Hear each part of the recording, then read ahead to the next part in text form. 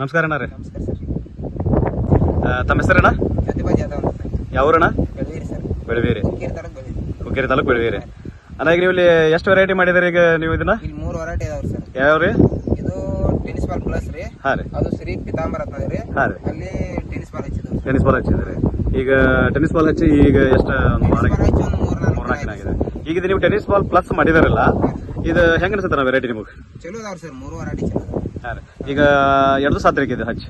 ಇದು ಹಚ್ಚಿ ಒಂದು 6 ದಿನ ಆಯ್ತು ಸರ್. 6 ದಿನ. ಎಷ್ಟು ಕಟಿಂಗ್ ಆದ್ರಿ ಈಗ? ಈಗ 4 ಕಡೆ ಆಗಿದೆ ಸರ್. 4 ಕಟಿಂಗ್ ರೀ. ಈಗ ಮಾರ್ಕೆಟ್ದಾಗ ಹೆಂಗೆ ಐತ್ರಿ ಇದು? ಮಾರ್ಕೆಟ್ದಾಗ ಈಗ ಚಲೋ ಬೇಡಿಕೆ ಇದೆ ಸರ್. ಚಲೋ ಬೇಡಿಕೆ ಐತ್ರಿ. ರೇಟ್ ಏನೈತ್ರಿ ಈಗ? ಈಗ 80ರಿಂದ 100 ಮಾರ ಇದೆ. 80ರಿಂದ 100 ಮಾರ ಐತ್ರಿ.